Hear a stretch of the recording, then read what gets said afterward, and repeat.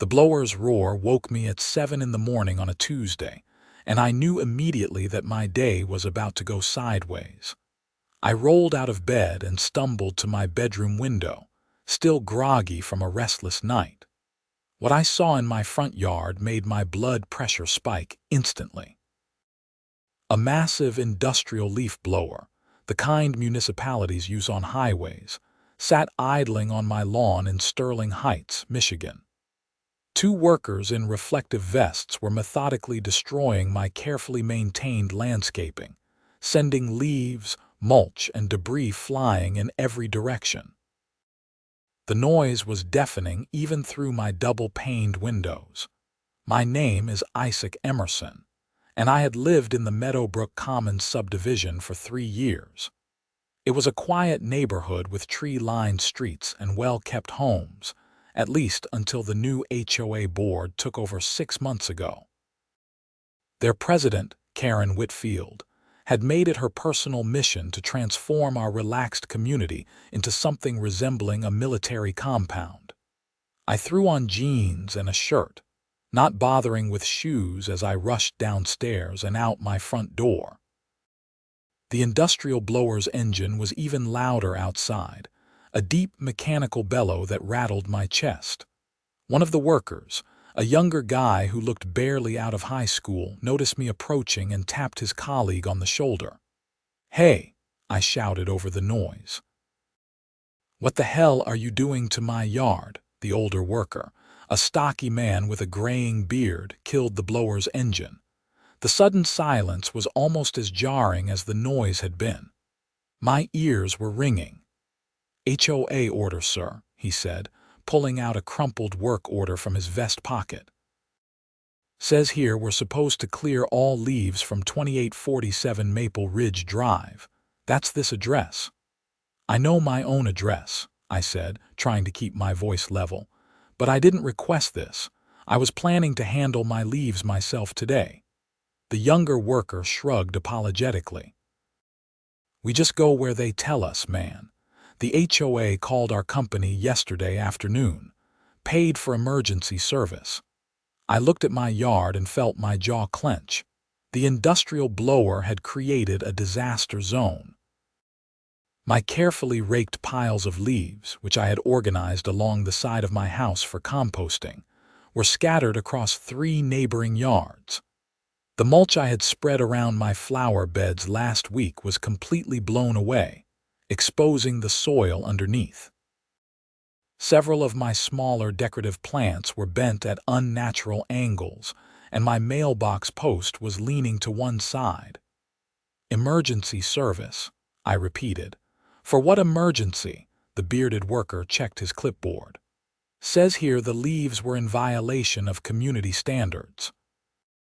We're supposed to clear the entire property and bill it to the HOA." I felt a headache forming behind my eyes. This had Karren written all over it. She had been sending increasingly aggressive letters about my leaves for the past 2 weeks, even though leaf season had only recently started, and I had been maintaining my yard regularly. Apparently, my crime was not clearing them within 24 hours of them falling. "Look, I appreciate that you guys are just doing your job," I said, forcing myself to calm down. "But this is causing more damage than it's fixing. Can you please stop for now? I need to sort this out with the HOA." The workers exchanged glances. The older one spoke up. "We've been paid for 4 hours of work, sir. If we leave now without finishing, the HOA will just call us back tomorrow, or they'll send someone else. Either way, those leaves are coming off your property one way or another." 4 hours. I looked at my modest front yard. "It would take me maybe an hour to rake this entire area. What are you going to do for the other 3 hours?" The younger worker had the decency to look embarrassed. "We're also supposed to do the backyard, side yards, and power wash your driveway. Full property treatment." I closed my eyes and took a deep breath. This was beyond excessive. This was vindictive. I pulled out my phone and dialed the HOA management office, already knowing this was going to be a pointless conversation. The phone rang 4 times before Karren herself picked up. Meadowbrook Commons HOA, Karren Whitfield speaking. Karren, it's Isaac Emerson at 2847 Maple Ridge. Why are there industrial blowers tearing up my front yard at 7 in the morning? Oh, good morning, Isaac. Her voice had that artificially cheerful tone that made my teeth grind. I'm so glad the contractors arrived promptly. We noticed during our weekly neighborhood inspection that your property was in severe violation of our leaf management policy. Severe violation. Karren, it's autumn. Leaves fall. I was literally planning to rake them today. According to our revised guidelines, all fallen leaves must be removed within 12 hours of accumulation. Your property has been in consistent violation for the past 15 days. I opened my mouth, then closed it. 12 hours. That was insane. Karren, that policy is unreasonable and you know it. Trees drop leaves constantly during fall. Nobody can keep up with a 12-hour window. The policy was voted on and approved by the board, she said primly. If you had attended the September meeting, you could have voiced your concerns then. The September meeting that was scheduled for 2 in the afternoon on a Wednesday, when most people are at work. That meeting. Homeowners who care about their community make time to attend board meetings, Isaac. I squeezed my phone so hard I worried the screen might crack. Okay, fine. But why an industrial blower? You could have just sent me another warning letter, or called me. I would have cleared the leaves today. You've received 3 written notices already. The board decided that direct action was necessary to maintain community standards. The cost of the service will be added to your HOA dues next month. You can't just charge me for services I didn't request. Actually, if you review your HOA covenant, Section 12, Paragraph 4, you'll see that the board has full authority to maintain properties at owner expense if violations persist after 3 written warnings. I wanted to throw my phone across the yard. Instead, I said, I'm not paying for this, Karren. This is harassment. That's your right, Isaac. However, failure to pay assessed fees can result in a lien on your property. I'd hate for it to come to that. She sounded like she'd love nothing more. Have a wonderful day. She hung up before I could respond. I stood there on my lawn, phone in hand, watching the 2 workers pretend they hadn't heard every word of that conversation. The absurdity of the situation was almost funny. Almost. Go ahead and finish, I told them wearily. But please, try to be careful around the flower beds. They nodded and fired up the blower again.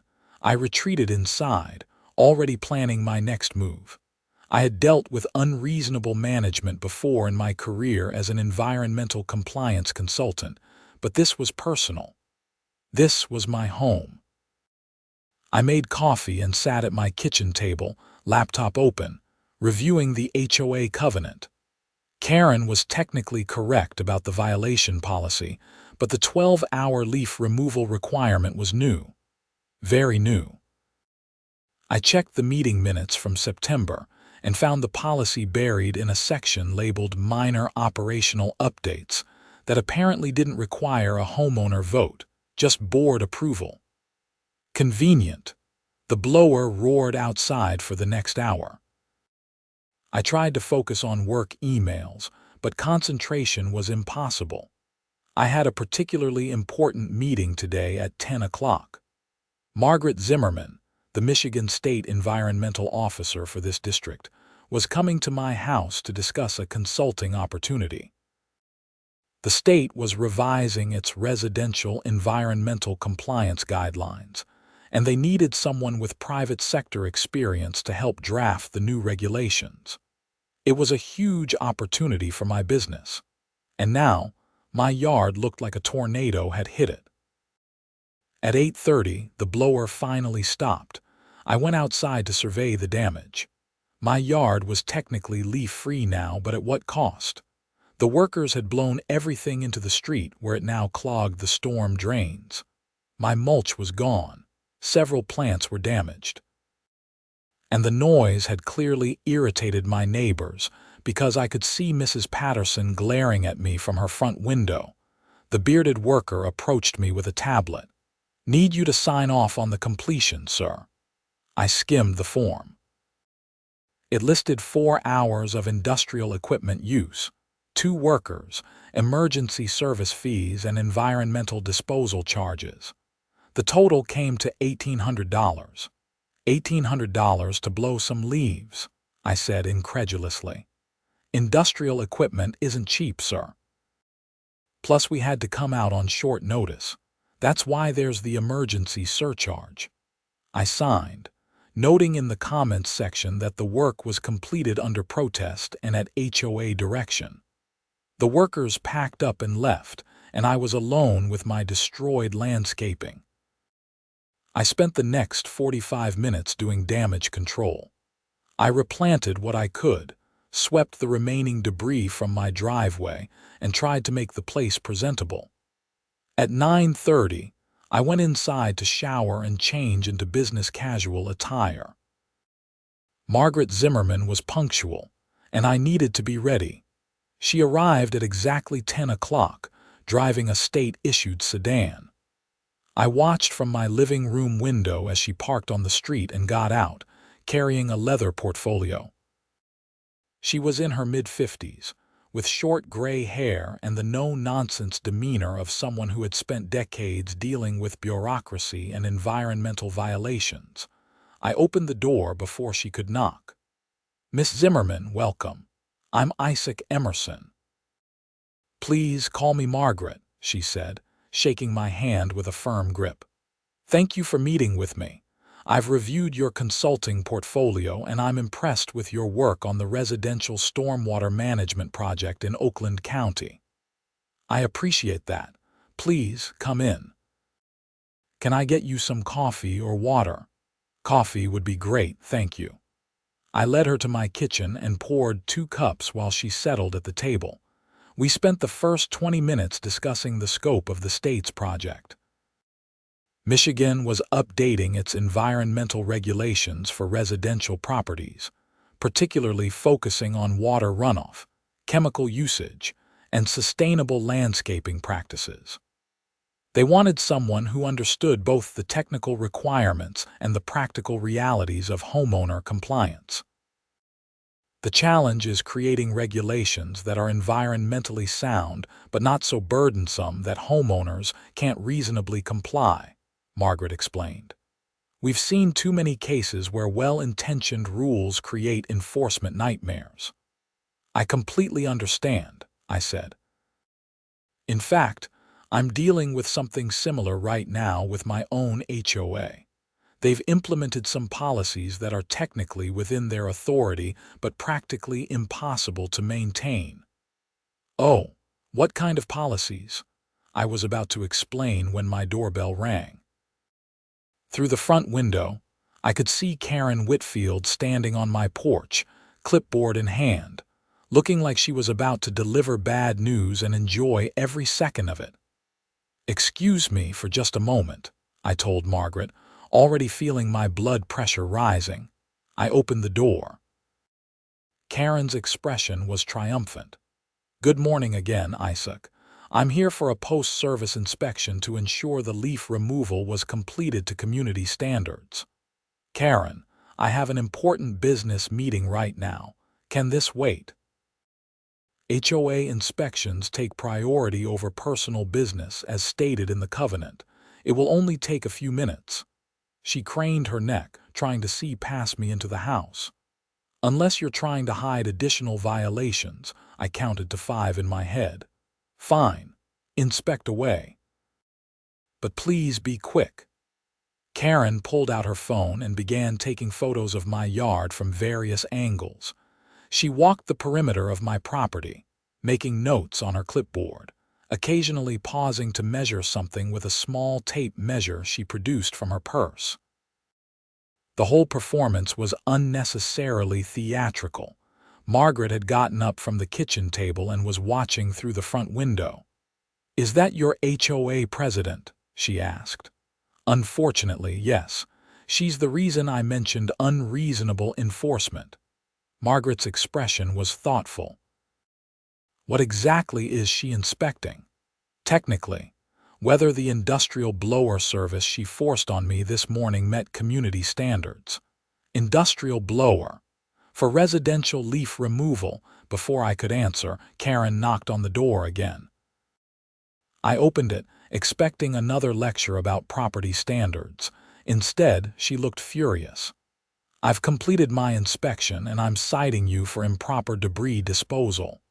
"What debris? Your contractors cleared all the leaves." "Yes, but they left significant organic material in the street storm drains. That's a violation of both HOA policy and municipal code. You'll need to clear it immediately and pay a $500 fine." "Your contractors caused that problem, Karren. They blew everything into the street." "You signed off on the completion, accepting responsibility for the work performed." She tapped her clipboard smugly. "If you have issues with the contractor's methods, that's between you and them. The HOA isn't liable." Margaret appeared beside me in the doorway. "Excuse me, but did you say organic debris in the storm drains?" Karren looked startled by the interruption. "I'm sorry, who are you?" "Margaret Zimmerman, Michigan State Environmental Officer." She showed her state identification badge. I couldn't help but overhear. "You authorized industrial equipment to blow organic debris into municipal storm drains." The color drained from Karren's face. "The contractors were hired to remove leaves from this property. How they disposed of the material is their concern. Not if you directed them to use methods that violate state environmental codes," Margaret said calmly. "Industrial blowers used in residential areas require specific permits because of the risk of storm drain contamination. Did your HOA obtain the proper permits before authorizing this work?" "We hired a licensed contractor. They would have handled any necessary permits." "What company did you use?" Karren checked her clipboard. "Quick Clear Property Services." Margaret pulled out her own phone and made a quick call. "Yes, this is Zimmerman. Can you check permit records for Quick Clear Property Services operating in Sterling Heights this morning?" She waited, then said, "I see, thank you." She hung up and looked at Karren. "No permits were filed. Quick Clear isn't even licensed for industrial equipment operation in residential zones." "That's not possible," Karren said, her voice rising. "I specifically asked for a reputable company." "Did you verify their licensing? Insurance? Environmental compliance certifications?" Karren's silence was answer enough. Margaret walked past her to the street, where I could see the storm drain clearly clogged with leaves and debris. She took several photos with her phone, then knelt down to examine the drain more closely. "This is a significant violation," she said, standing up. "Organic debris in storm drains can cause flooding, but more importantly, the force required to blow this volume of material into the drainage system likely pushed it deep into the municipal water management infrastructure. That's going to require professional cleaning to prevent contamination of the local water table." Karren had gone pale. "I was just trying to enforce community standards by violating state environmental regulations," Margaret said. "Who made the decision to use industrial equipment for this job?" "The board voted on enforcement measures. I'll need the names of all board members, meeting minutes documenting the decision, and any communications with Quick Clear Property Services." Margaret's tone was professional but unyielding. "I'm opening a formal investigation into this incident." "An investigation? This is just a neighborhood leaf dispute. This is improper waste disposal resulting in potential groundwater contamination. That falls under state jurisdiction. Margaret turned to me. Isaac, I apologize for turning your business meeting into an enforcement action. But I'll need a statement from you about what happened this morning.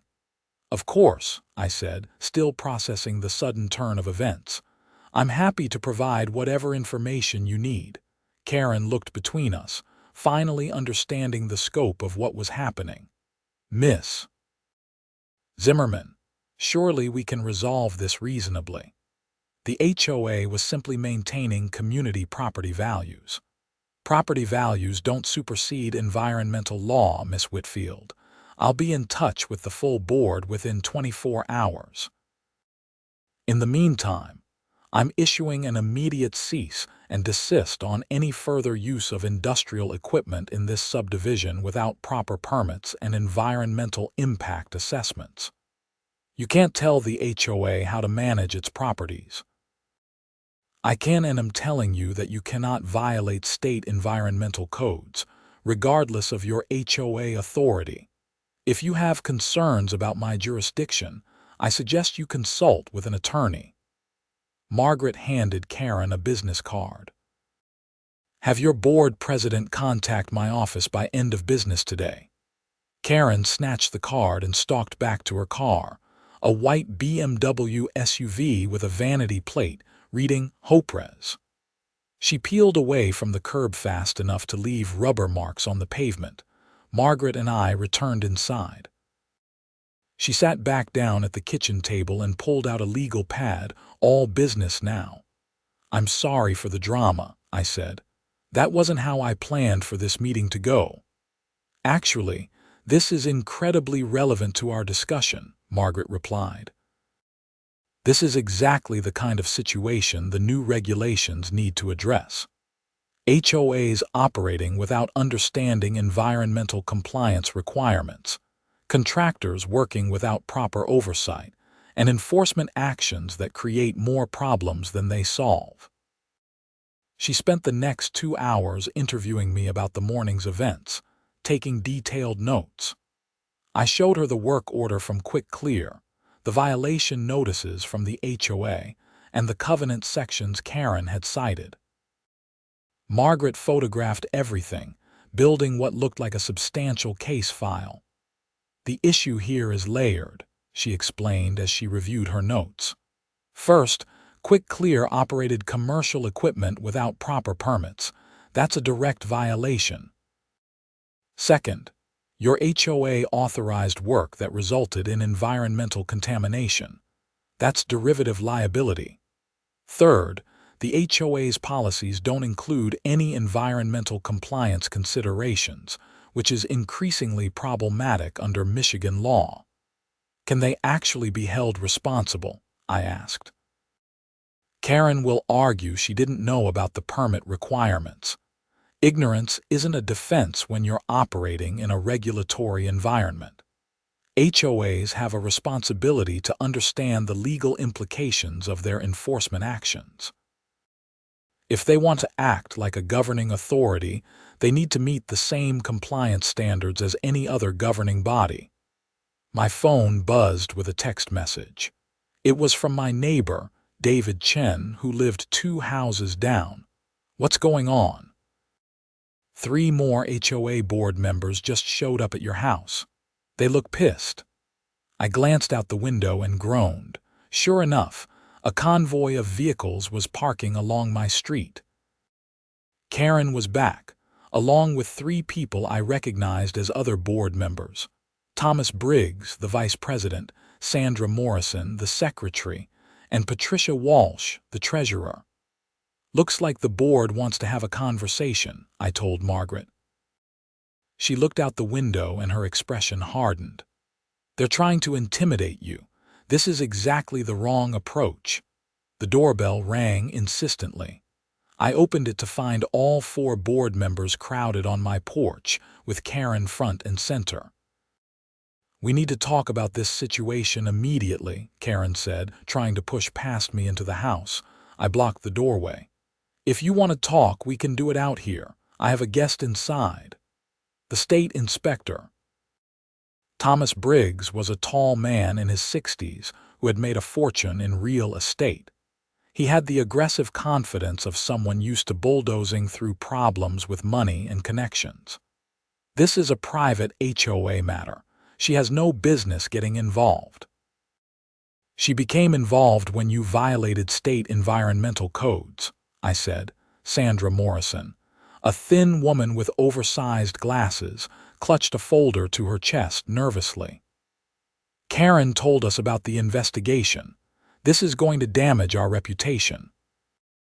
We need to find a way to make this go away quietly. Make it go away." I couldn't believe what I was hearing.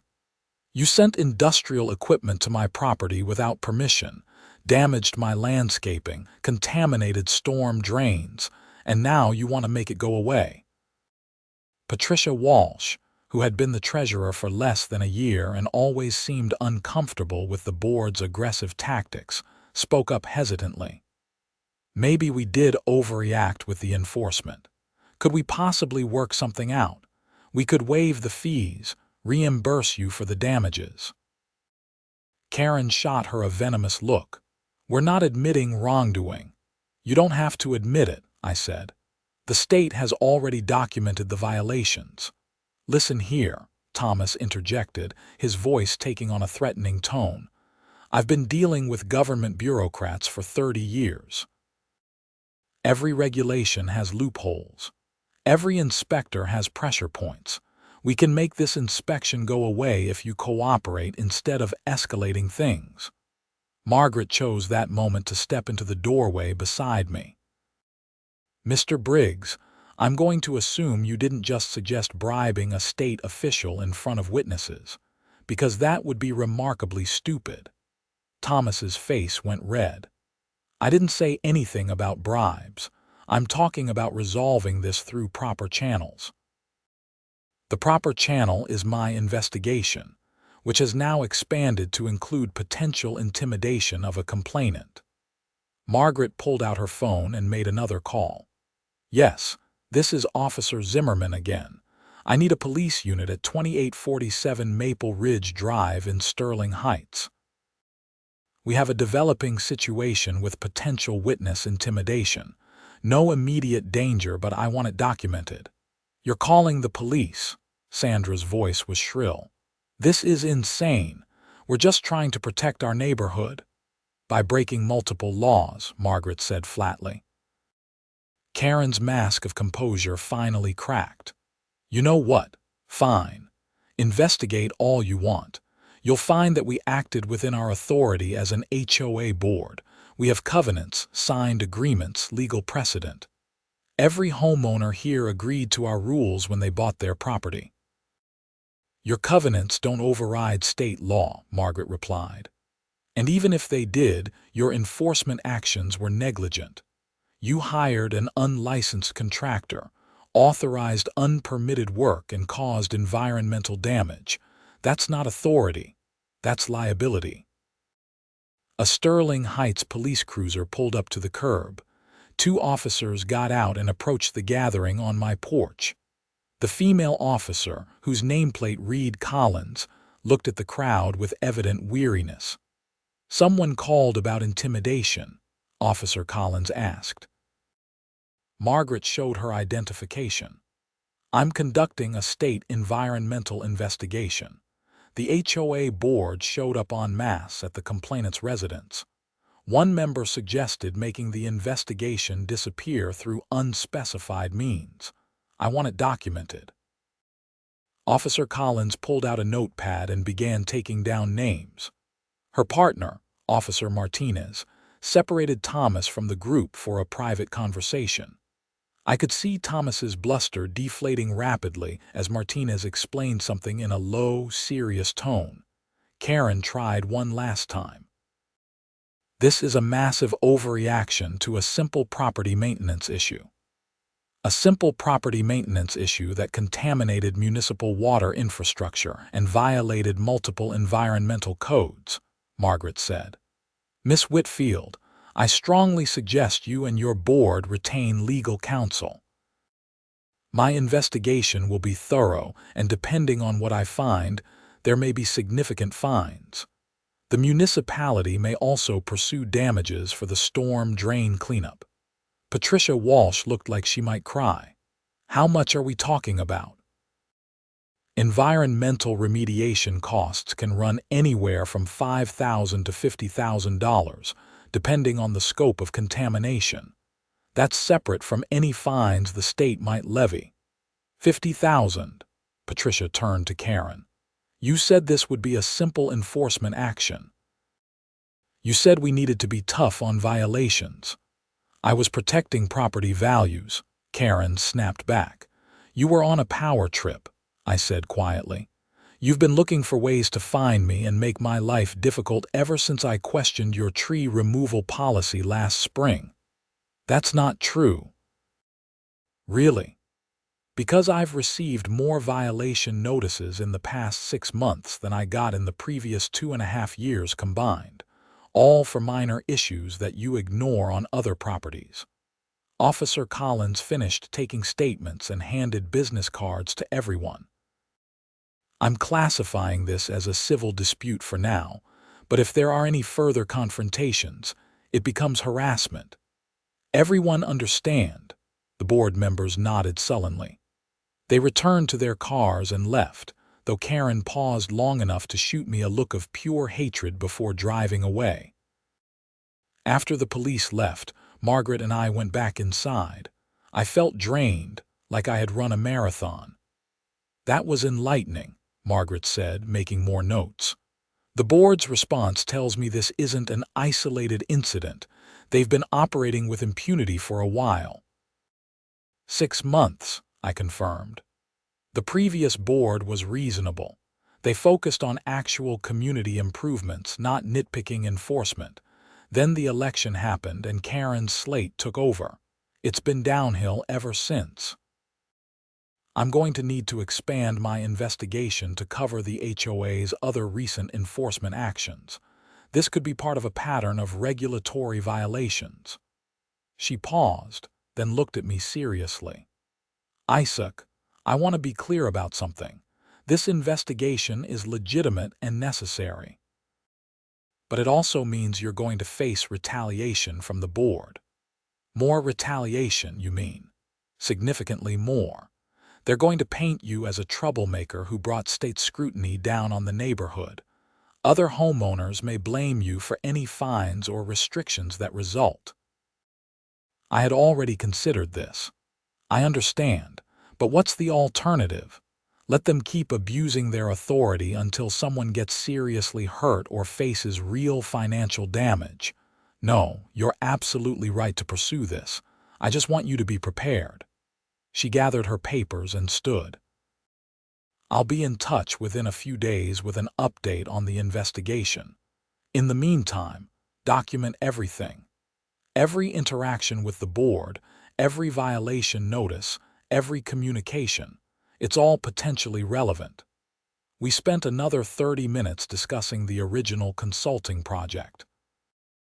Despite the morning's chaos, Margaret still wanted to move forward with hiring me for the state's regulatory revision work.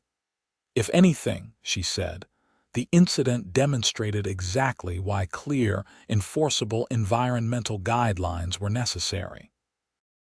After Margaret left, I sat in my living room and tried to process everything that had happened. In the span of a few hours, my quiet Tuesday morning had transformed into a state investigation involving the police and potentially massive fines for my HOA. It was surreal. My phone rang. David Chen, my neighbor. Dude, what the hell happened? He asked as soon as I picked up. The neighborhood message board is exploding. Karren posted that you've been harassing the board and filed false complaints with the state. That's not even remotely what happened. I figured. Want to give me the real story? I filled him in on the morning's events, from the industrial blower wake-up call to Margaret's investigation. David listened without interrupting, occasionally making disbelieving noises. So Karren basically got caught violating environmental laws while a state environmental officer was sitting in your kitchen, he said when I finished. That's almost impressive in how badly she screwed up. Yeah, the timing was unfortunately perfect.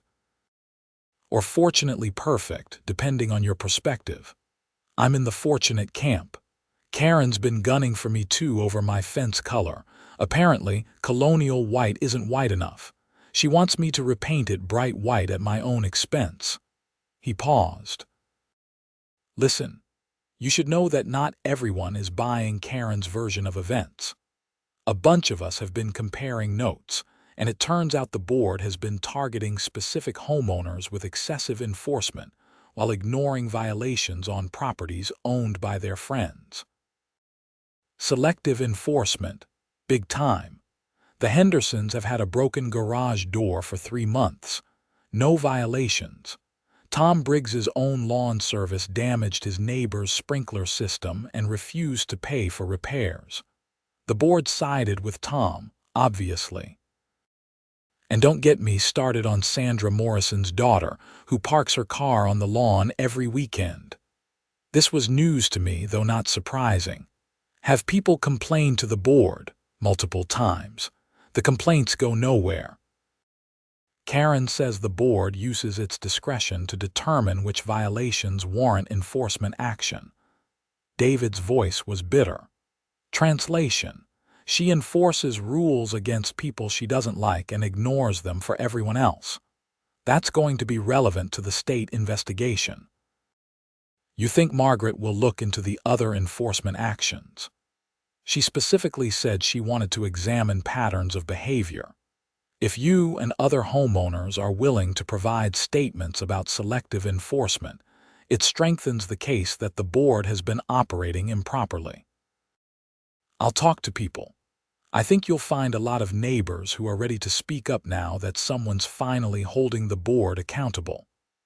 After hanging up with David, I spent the rest of the afternoon working and trying to restore some normalcy to my day. But my mind kept drifting back to the situation. I had lived here for 3 years peacefully, never imagining I'd end up in a legal battle with my own HOA. Around 5 o'clock, I went outside to assess the damage to my landscaping more thoroughly. The industrial blower had been even more destructive than I initially realized. Several of my hostas were completely uprooted. The decorative rocks lining my flower beds were scattered across the lawn, and my mailbox was definitely going to need to be replaced. The post was cracked at the base. Mrs. Patterson from next door came out as I was examining the mailbox. She was a widow in her 70s who had lived in the neighborhood for 20 years. "Isaac, dear, I saw what happened this morning," she said. "That was absolutely uncalled for. I've never seen anything so aggressive." "Thanks, Mrs. Patterson. Yeah, it was pretty excessive. I want you to know that I told Karren this was wrong when she informed us board members about the enforcement action." She made air quotes around the words. "I'm not on the board anymore, thank goodness, but she likes to keep former members informed." She seemed to think I'd approve of her tough approach. "I appreciate you saying something. For what it's worth, she's making enemies faster than she's maintaining property values. Half the neighborhood thinks she's gone mad with power." Mrs. Patterson glanced around, then lowered her voice. "I heard the state is investigating. Word travels fast. Karren sent an emergency email to all homeowners about it. She's claiming you're trying to bankrupt the HOA with frivolous complaints, but between you and me, I think she's panicking. She should be. She violated some pretty serious environmental regulations." Mrs. Patterson nodded thoughtfully. "The previous board understood that HOAs are supposed to enhance communities, not terrorize homeowners. I hope this investigation puts Karren and her cronies in their place." Over the next few days, the situation escalated in ways I hadn't anticipated. Karren's emergency email to all homeowners painted me as a vengeful troublemaker who had weaponized state bureaucracy against the community. She conveniently left out the parts about unpermitted industrial equipment and storm drain contamination. The neighborhood became divided. Some homeowners believed Karren's version and started giving me cold looks when I checked my mail. Others reached out privately to express support and share their own stories of board harassment. David Chen created a group chat with 12 homeowners who wanted to provide statements for the investigation. On Thursday, 2 days after the incident, Margaret called with an update. "The investigation has uncovered some concerning patterns," she said. "I reviewed the HOA's enforcement records for the past 6 months. You weren't exaggerating about selective enforcement. What did you find?" 63 violation notices issued during that period. 48 of them went to just 7 properties. Those 7 homeowners have something in common. They all either voted against the current board or questioned board decisions at meetings.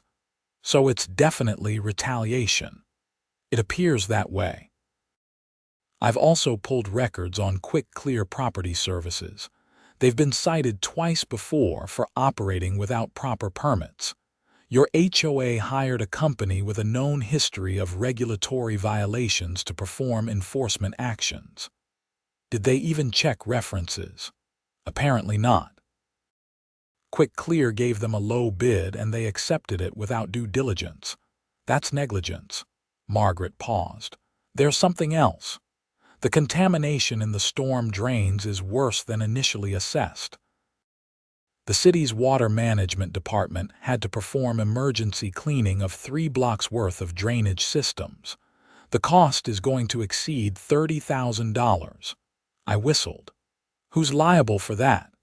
The city is pursuing cost recovery from both Quick Clear and your HOA. Since Quick Clear is a small operation with minimal assets, the HOA will likely end up covering most of it. Karren's going to lose her mind. She already has. My office received a letter from an attorney representing the HOA board. They're claiming governmental overreach and threatening to sue the state for harassment. Can they do that? They can file a lawsuit. It won't go anywhere, but it will waste everyone's time and money. Their attorney sounds like the type who bills heavily for aggressive posturing. Margaret sighed. I'm also hearing through informal channels that the board is planning to levy a special assessment on all homeowners to cover their legal fees and potential fines. They're going to make the whole neighborhood pay for their mistakes. That's the problem with HOAs.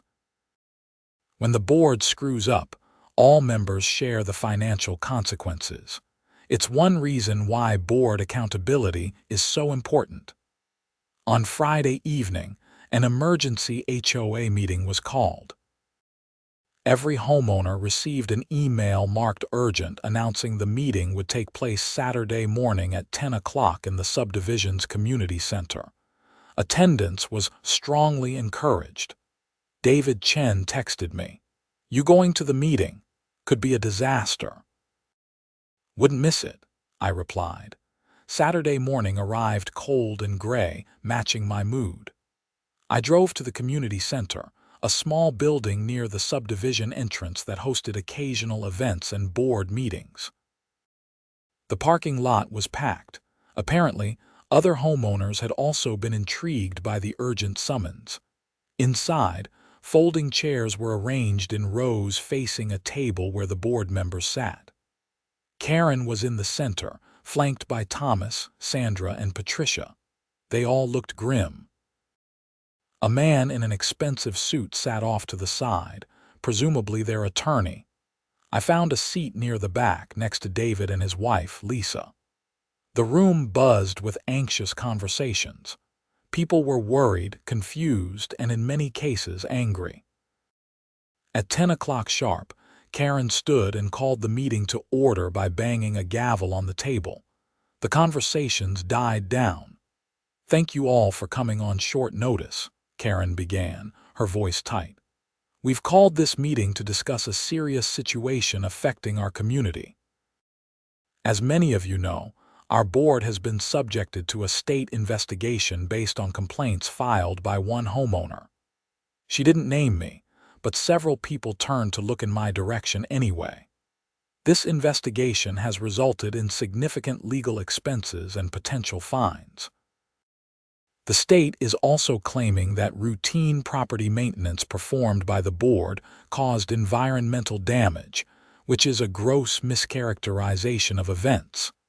A hand went up. It was Robert Shaw, a retiree who lived on the opposite end of the subdivision. What kind of routine maintenance costs $30,000 to fix? Karren's face tightened. That figure is disputed. Our attorney is reviewing the city's assessment. The attorney, who had been introduced as Gerald Klein, stood up. The city's cost estimates are inflated and include expenses unrelated to the work performed at Mr. Emerson's property. We intend to challenge them vigorously. But you're not denying that some damage occurred, Robert pressed. We're denying liability, Gerald said smoothly. The contractor we hired to perform leaf removal failed to follow proper procedures. Any damage is their responsibility, not the HOA's. Except Quick Clear doesn't have the money to pay, someone called out. So we'll get stuck with the bill. The room erupted in multiple conversations. Karren banged her gavel repeatedly. Order, please. Let us explain the situation fully before jumping to conclusions. Thomas Briggs took over. Here's the reality. The state investigation is politically motivated harassment designed to undermine HOA authority. These environmental bureaucrats don't like that homeowner associations maintain standards they can't enforce themselves, so they use technicalities to attack us. Technicalities like permits and environmental codes, David Chen said loudly. Those aren't technicalities. Those are laws. Laws that are selectively enforced, Thomas shot back. How many lawn services operate in this city every day using blowers? How many get cited for permit violations? The state is targeting us specifically because one homeowner weaponized his government connections. He was clearly referring to me and Margaret. I felt my jaw clench.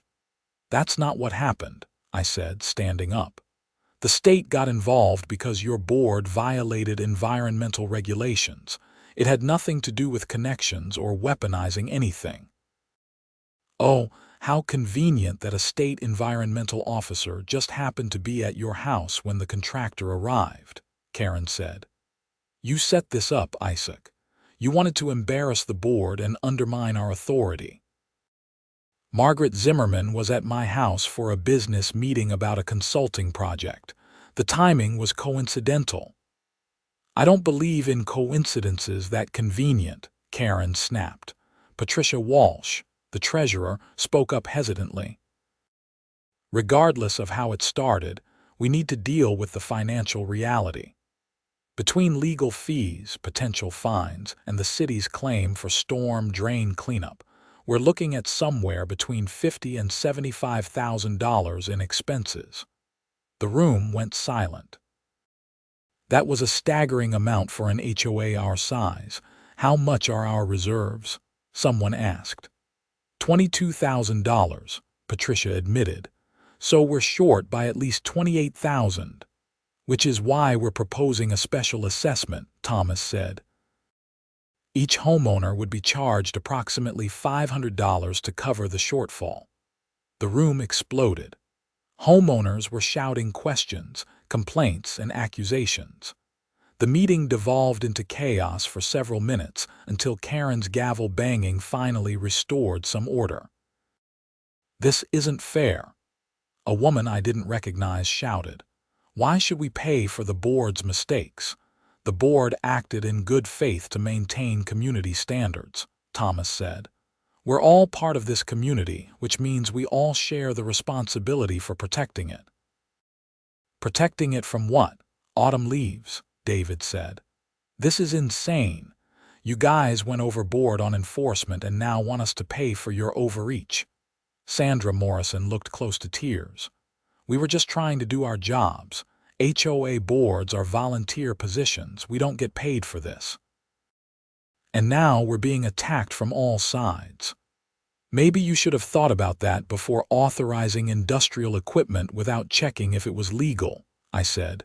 Gerald Klein stood again. Let's keep this productive. The special assessment is necessary to protect the HOA's financial stability. If we don't pay the city's claim, they can place liens on the common property, which affects everyone's property values. So can we vote on this? Robert Shaw asked. Because I'm not paying $500 to cover the board's negligence. The board has authority to levy special assessments without a homeowner vote in emergency situations, Gerald said. This qualifies as an emergency. That's convenient, someone muttered. I stood again. I have a suggestion. Rather than forcing all homeowners to pay for this, why doesn't the board accept personal liability for their own decisions? You chose to hire an unlicensed contractor. You chose not to verify permits. You chose aggressive enforcement over reasonable communication. Those were your choices, not ours. Karren's face went red. Are you suggesting board members should be personally sued? I'm suggesting that people should be responsible for their own actions. HOA board members have statutory protections against personal liability, Gerald said quickly. As long as they acted within their authority and without malicious intent, they can't be held personally responsible. Even when their actions were negligent, David asked. Negligence would have to be proven in court, which would be expensive and time-consuming for anyone who wanted to pursue it. Gerald's tone made it clear he thought this was unlikely. He was probably right. Most homeowners wouldn't have the resources or will to sue individual board members, even if they had a case. Patricia Walsh looked miserable. I never wanted any of this. I thought being on the board would mean organizing community events and maintaining the pool. Not legal battles and special assessments. You could resign, someone suggested. If she resigns, we lose our quorum, Thomas said. Then we can't conduct business at all. The meeting ground on for another hour. The board officially announced the special assessment, which would appear on next month's HOA dues statement. Several homeowners angrily declared they wouldn't pay, which Gerald warned would result in late fees, interest, and potential liens on their properties. Others demanded the board's resignation, which Karren refused to consider. By the time the meeting adjourned, the community was more divided than ever.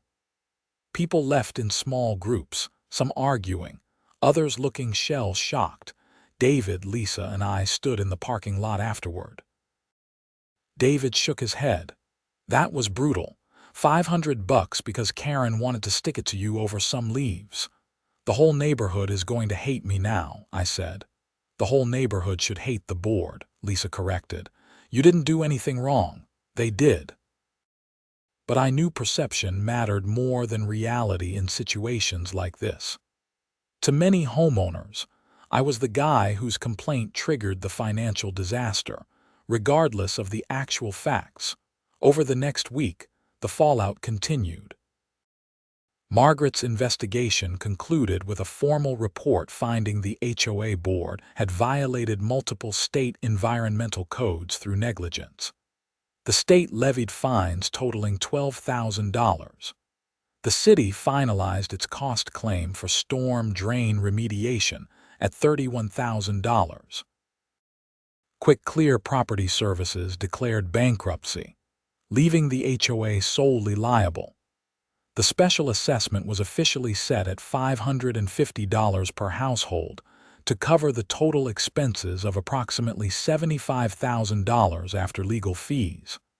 I received hate mail. Someone spray-painted "snitch" on my driveway. My mailbox, already damaged by the industrial blower, was knocked over completely one night. Mrs. Patterson told me she heard other homeowners calling me a troublemaker who should move out of the neighborhood. David and the group of supportive homeowners tried to counter the narrative by circulating the facts about the board's negligence. but fear and anger were stronger motivators than facts.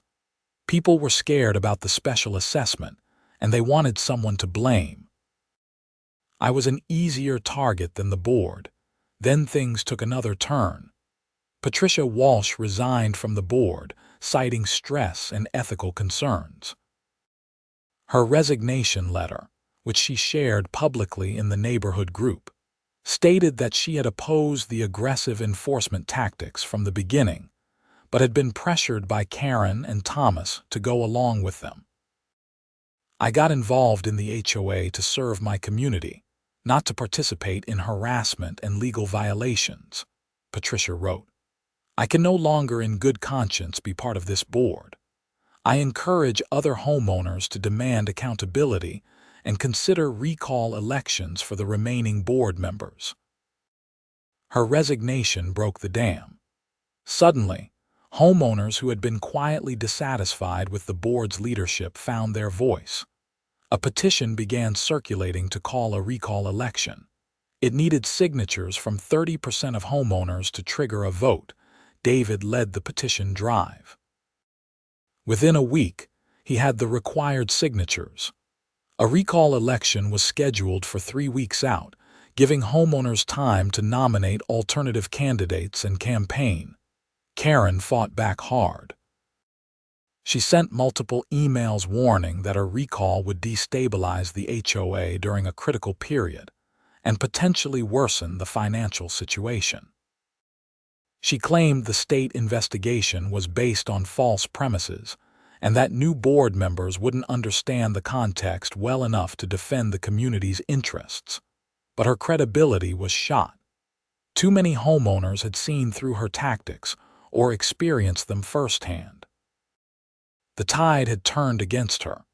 Thomas Briggs resigned before the recall election, claiming business commitments made it impossible to continue serving. In reality, I think he saw the writing on the wall and wanted to get out before being forcibly removed. That left only Karren and Sandra Morrison on the ballot for recall. The election was held on a Saturday in the community center, the same location as the disastrous special assessment meeting. I voted but didn't campaign or speak publicly about the recall. I had become too polarizing a figure, and my involvement might have hurt more than helped. David and others led the effort, focusing on the board's negligence and lack of accountability rather than making it personal. The results were decisive. 72% of homeowners voted to recall Karren and Sandra. New board members were elected the same day. David Chen as president, Robert Shaw as vice president, and Lisa Chen as secretary. They immediately announced their priorities: transparency, reasonable enforcement, and rebuilding community trust. One of the new board's first actions was to file an insurance claim for the environmental violations and associated costs. Our HOA liability insurance covered some of the expenses, reducing the special assessment from $550 to $225 per household. It was still significant, but much more manageable. They also implemented new policies requiring environmental compliance reviews before any major enforcement actions, and established an appeals process for homeowners who felt they were being unfairly targeted. Karren threatened to sue the HOA for wrongful recall, but her attorney apparently advised her it would be futile. She put her house on the market 2 months later and moved out of the neighborhood entirely. Thomas Briggs stayed but kept a much lower profile. Margaret's report on the incident became part of Michigan's revised residential environmental guidelines. The state now requires HOAs to verify contractor licensing and permits before authorizing work that could impact environmental systems. The regulations also established clearer standards for organic debris disposal and stormwater management in residential communities. Margaret hired me as the primary consultant on the project. Over the next 6 months, I helped draft guidelines that balanced environmental protection with practical homeowner compliance. The experience with my own HOA provided valuable real-world examples of what not to do. One afternoon, about 8 months after the industrial blower incident, I was in my yard planting new flowers to replace the ones that had been destroyed. Mrs. Patterson came over with a pitcher of lemonade. "Your yard is looking lovely," she said, pouring me a glass. "Much better than after that disaster last fall." "Thanks. It took a while to repair all the damage, but I'm happy with how it turned out." "The new board is working out well, don't you think?" "Definitely. David's doing a great job. Enforcement is still happening, but it's reasonable now. And people actually want to serve on the committees again." Mrs. Patterson settled into one of my patio chairs. "You know, I've been thinking about what happened. In a strange way, it was almost necessary." "How so?" Karren and her group were turning this neighborhood into a police state. "If they hadn't been stopped when they were, it would have gotten much worse. You standing up to them, even though it made you unpopular for a while, ultimately saved the community. I'm not sure I'd call myself a hero. I was just trying to protect my own property. Sometimes that's how it starts." One person saying this isn't right and refusing to back down. She smiled. "The fact that a state environmental officer happened to be in your kitchen at exactly the right moment, that was just good luck. Or bad luck for Karren. Definitely bad luck for Karren." We sat in comfortable silence for a moment, enjoying the spring afternoon. My yard was peaceful again. The trees were budding. The neighborhood felt like a community once more rather than a battlefield. "Are people still upset about the special assessment?" I asked. "A few diehards still grumble, but most have accepted it. Especially once they understood that insurance covered a lot of it and that the alternative would have been much worse." Mrs. Patterson refilled her glass. "Plus, once people saw Karren's true colors during the recall campaign, they realized you weren't the villain she painted you to be." My phone buzzed with a text from David. "Board meeting tonight if you want to come. We're discussing the summer block party." I texted back that I'd be there. The new board had instituted open meetings where any homeowner could attend and participate. It was a dramatic change from Karren's closed-door decision-making. "Going to the meeting tonight?" Mrs. Patterson asked. "Yeah, they're planning the block party." "Good." Community events were always the best part of living here. I'm glad we're getting back to that, instead of obsessing over leaf violations and property value paranoia. That evening's board meeting was held in David's finished basement rather than the community center. About 15 homeowners attended, a mix of concerned residents and committee volunteers. The atmosphere was relaxed, almost casual. David called the meeting to order. "Okay, first item is the summer block party. We're thinking the last Saturday in June, assuming we can get the street closure permit from the city." "What about food?" someone asked. "We're proposing a potluck with the HOA providing hamburgers and hot dogs. Anyone who wants to bring a dish can sign up." "And the band?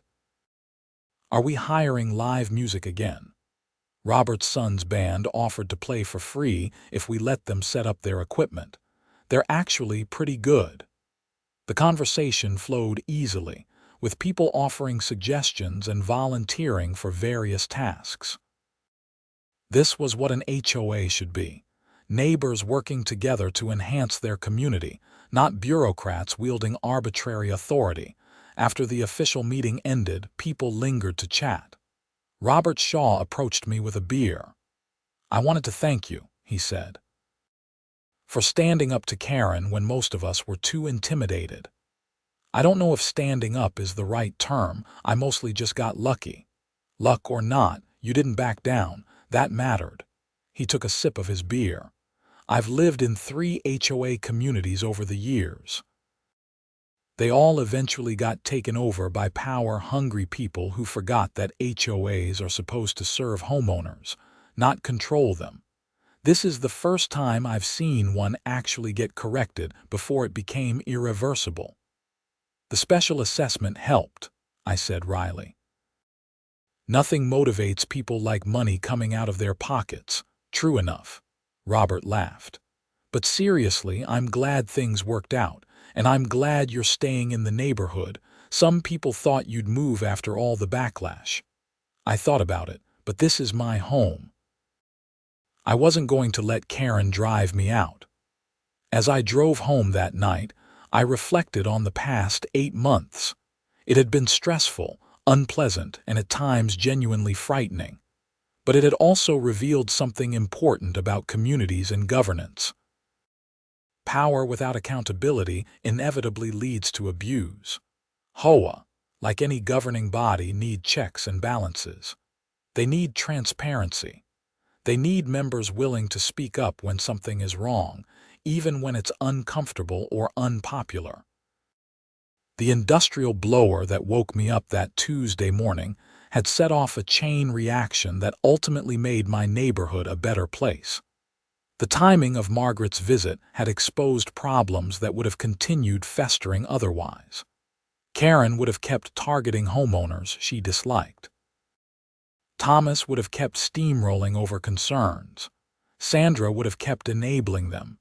Instead, the board had been replaced with people who understood that authority comes with responsibility. The special assessment, while painful, had taught everyone to pay attention to HOA governance. And the new state environmental guidelines would help prevent other communities from making the same mistakes. My yard, once the center of controversy, was just a yard again. The leaves that fell in autumn were now cleared on my own schedule without intervention from an overzealous HOA. The flowers bloomed. The grass grew. Life returned to normal, but I remained more vigilant now about community governance. I attended board meetings regularly. I read the minutes. I paid attention to proposed policy changes. Democracy, even at the hyperlocal level of an HOA, requires participation. And whenever I saw a leaf blower, industrial or otherwise, I was reminded of how a simple enforcement action spiraled into a complete HOA board overhaul. It was a reminder that small actions can have enormous consequences, and that speaking up against injustice, even in mundane suburban disputes, sometimes leads to meaningful change. The story could have ended badly. Karren could have successfully painted me as a troublemaker and forced me out. The special assessment could have been much larger, bankrupting some homeowners. The board could have dug in and retained power despite the investigation. Instead, accountability won. The rule of law won. And ultimately, the community won. My phone rang as I pulled into my driveway. It was Margaret. "Hi, Isaac. Hope I'm not calling too late." "Not at all. What's up?" "I wanted to let you know that the revised environmental guidelines were officially approved by the state legislature today. They take effect in 60 days. That's great news. Your consulting work was instrumental in making them practical and enforceable. The examples from your HOA situation really helped legislators understand what we were trying to prevent." She paused. "I also wanted to tell you that I've been asked to present about the case at a national environmental law conference in Chicago next month. Would you be willing to co-present? I think your perspective as the homeowner at the center of it would be valuable." I thought about it. Part of me wanted to put the whole thing behind me and never think about industrial leaf blowers again. But another part recognized that the experience had taught me things worth sharing. "Sure, I'll do it," I said. "When in Chicago?" "Third week of August. I'll send you the details." After hanging up, I sat in my car for a moment, looking at my house. It was a modest 3-bedroom ranch with a neat lawn and carefully maintained landscaping. Nothing special, really, just a home, but it was my home, and I had fought to protect it and my right to live in it without unreasonable interference. That fight had cost me time, stress, and temporary social standing in my neighborhood. It had also been worth it. I went inside, poured myself a drink, and settled onto my couch. Outside my window, the spring evening faded into dusk. Tomorrow I'd finish planting those flowers. This weekend, I'd probably rake up some early fallen leaves on my own schedule, using my own equipment. And if any HOA board ever tried to send an industrial blower to my property again, I'd be ready. Though something told me that particular problem wouldn't recur anytime soon. The new board understood what the old one never did, that communities thrive when governed with common sense, respect, and accountability. The industrial blower incident had taught everyone involved important lessons. For Karren and Thomas, it was a harsh reminder that authority without responsibility leads to downfall. For the neighborhood, it was a wake-up call about the importance of HOA oversight. For the state, it became a case study in environmental compliance. And for me, it was a reminder that sometimes standing up for what's right means weathering significant storms. But on the other side of those storms, if you hold your ground, you often find yourself in a better place than where you started. The leaves would fall again next autumn. They always did. But when they did, I'd handle them my way in my time without interference from anyone who thought a clipboard and a title gave them the right to control my property. That was freedom, suburban style. Hard won, deeply valued, and never to be taken for granted again.